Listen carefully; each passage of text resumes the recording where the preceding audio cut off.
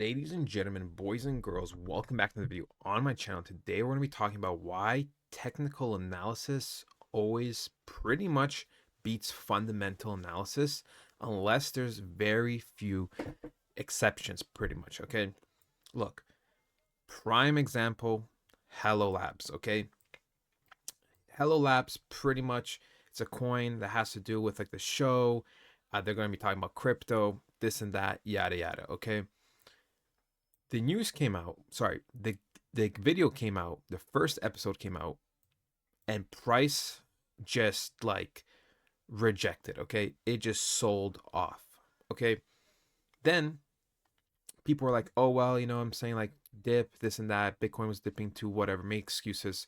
But the technical analysis was showing that hey, no, like this is going down. Okay, if we look at the weekly, especially, look how clean this is, and you know the episode came out and then the technical analysis showed that no, this is done for. Okay, this is done for. And look at it, a couple of weeks ago, pretty much a month ago, um 4 to 5 weeks ago, I made this video that Hello Labs is terrible, right? And since then price has dropped off almost 50% from that area, and I said this was going to happen.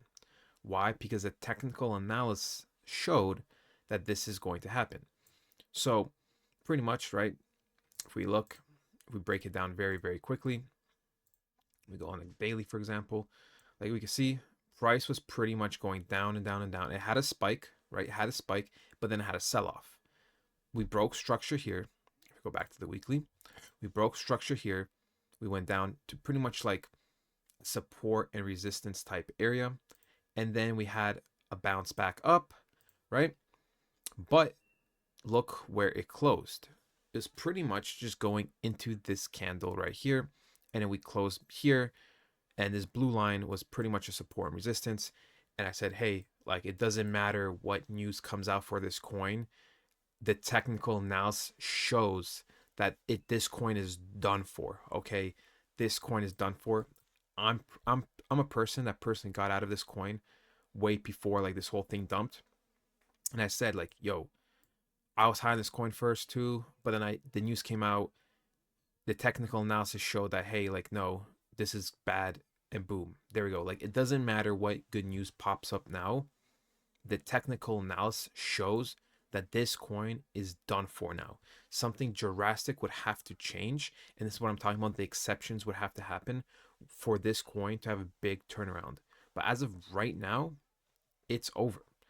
And look, I'm a person that has like a minority ideology, kind of like ICT, that believes a lot of this is like rigged in the way, like the market structure. Okay, sometimes, very rarely, it is flawed, but most of the time, it's the reason why like I get a high win percentage. I'm able to trade for a living. I'm able to do this for a living because that's my mindset that this is all rigged. The technical analysis doesn't lie. I take the emotions out as much as possible. I will show you a great example of oil, okay? I'm going to show you a prime example of what I mean the market is rigged, and I don't care about the news literally most of the time. So pretty much, right, here we have a big institutional candle all the way back in 2008, and pretty much I knew we were going to tap into this area. Once we took out these lows, I mean, like we went dropped all the way down to zero, right? We took out all these lows and then we were going back up, whatever. I knew we were going to tap into this area. And then, the whole Ukraine thing happened, and people were saying that's the reason why oil is going up, this and that. But I could have told you already months ago that this was all going to happen, right? Because we swept all the liquidity ever, right? We dropped to zero, so we swept everything at the bottom, and now we were going to targets at the top. This is all manipulation, and this is how the game works. That's just how it is. So pretty much I knew that we were going to tap into this candle, and on God, I remember telling three of my friends when price was around this area, I said, dude, 127, 128, that's pretty much going to be the peak, and that pretty much was. We went to 129, right? Then boom, a couple weeks later, we're doing its thing, market structure, and guess what? If you know how institutional candles work and order blocks work, you know that they go into each other, okay? And look, this area went into this area, just how I knew it was going to happen. And then we had a sell off, and it was like the easiest thing ever to tell. Okay, it was the easiest thing because I've seen this everywhere on multiple different currencies, cryptos, that this is just all the same manipulation and this is how the game works. And that's why I don't care about the news, right? Another prime example, Bitcoin, right? Bitcoin over here, pretty much, I remember people are talking about like, oh, this country's adopting this company's doing this. It didn't matter because the cycle is the cycle. The technical analysis is the technical analysis. I don't care what news came out, right? I don't care. I don't believe in this stuff, okay? The only time there's exceptions is like Terra Luna, okay? Luna is a big prime example of when news is really actually relevant, okay?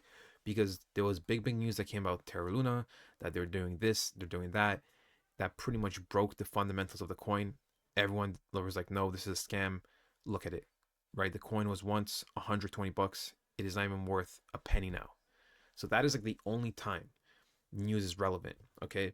But other than that, I believe most of the time news is just an excuse on the outside to move price to a certain area, and they're just gonna, that's what the masses believe. But when you know the charts, you know that price was gonna hit there anyways. Anyways, guys, this is like a perspective type video. You don't have to agree with me, but this is the way I think, and I really think if you adopt this mindset, you have lots of success in these markets. And yeah, I'll talk to you next time.